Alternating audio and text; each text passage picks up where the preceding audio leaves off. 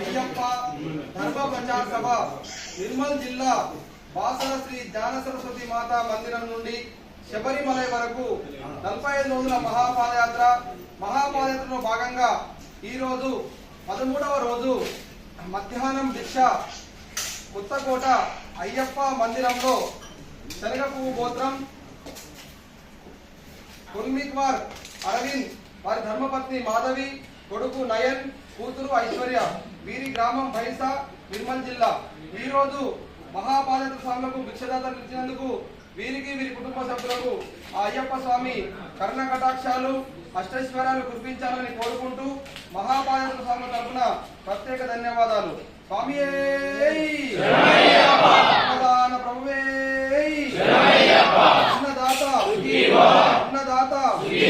సుఖీ భవ సుఖీ భవ